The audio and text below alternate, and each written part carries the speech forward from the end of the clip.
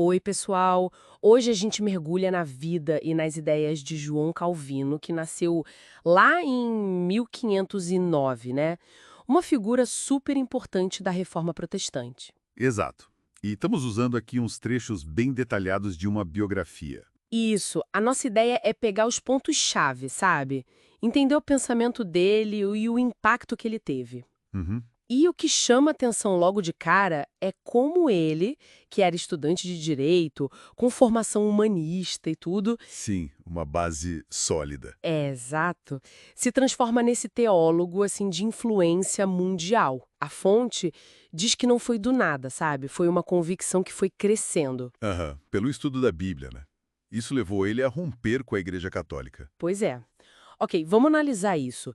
Essa conversão dele, que a Bio até discute se foi repentina ou mais aos poucos, Hum, parece que foi fundamental para a teologia dele, né? Focada na soberania de Deus, na autoridade da Bíblia. totalmente. E o fascinante aqui é justamente isso. Como essa experiência pessoal, essa conversão, vira a base da teologia dele, que a fonte descreve. Que seria? Bom, a ideia da corrupção humana pelo pecado original. Tipo, a pessoa não consegue buscar salvação sozinha, sabe? Entendi. Fica dependente. Exato. Dependência total da graça de Deus que o Espírito Santo aplica só aos eleitos. É uma visão bem Deus no centro de tudo. E essa visão toda tá na obra principal dele, a instituição da religião cristã, né? A primeira edição é de 1536. Essa mesma. É aqui que fica realmente interessante. A biografia fala que não foi só um livro que ele escreveu e pronto. Não, não. Foi um projeto de vida, né? Ele foi ampliando, revisando, quase até morrer. Mas o que fez essa obra ser tão forte, segundo a análise da fonte? Olha, a fonte destaca a clareza, a estrutura bem organizada, sistemática e a profundidade dos temas. Tipo quais? Há o conhecimento de Deus, de si mesmo, a obra de Cristo, o Espírito Santo, a Igreja, justificação pela fé, os sacramentos E a famosa predestinação, claro. e a predestinação também. Ele usou, assim, as ferramentas humanistas que tinha para defender a fé reformada de um jeito lógico e bíblico. E não ficou só no papel, né? A biografia mostra bem o envolvimento dele lá em Genebra. Muito. E é curioso que ele não foi para lá por querer, né? Não, como assim? O Guilherme Farrell praticamente obrigou ele a ficar. Insistiu para ele ajudar na reforma da cidade. Nossa, mas como ele conseguiu colocar as ideias em prática? Porque a fonte fala que teve muita oposição, né? Teve, muita. Mas ele insistiu em reorganizar a igreja com base na Bíblia. Aí a fonte detalha as ordenanças eclesiásticas. Que organizavam a igreja, né? Isso. Criaram uma estrutura com pastores, mestres, presbíteros e diáconos. E a liturgia passou a ter a pregação como centro. E também criaram o consistório. Ah, o consistório. Esse é um ponto que sempre gera discussão. Era para disciplina, né? Exato, um conselho da igreja para cuidar da disciplina moral e espiritual do pessoal da cidade. A ideia era buscar a integridade na comunidade. Mas aí entra aquela questão da relação igreja-estado. Muita gente acusa Genebra de ser uma teocracia. O que a fonte diz sobre isso? Então, a biografia argumenta que Calvino defendia sim a cooperação entre igreja e governo civil, Uhum. mas ele também insistia que cada um tinha sua função, sua esfera distinta, sabe?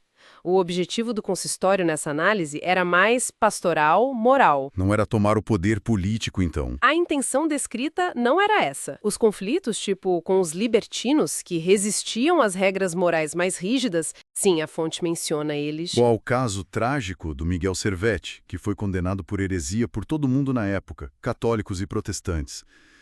Bom, esses casos mostram como era complexo aquele tempo, né?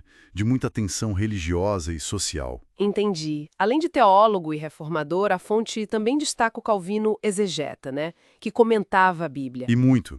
Ele comentou quase a Bíblia toda. E o diferencial era como ele juntava a erudição humanista, conhecia as línguas originais, fazia análise textual cuidadosa, com uma sensibilidade pastoral bem grande. Para ele, a autoridade da Bíblia não vinha da igreja dizendo que era autoridade. Vinha de onde, então? Era autoevidente, sabe? O próprio Espírito Santo confirmava isso no coração do crente. Interessante. E como essa visão se aplicava, sei lá, nos sacramentos?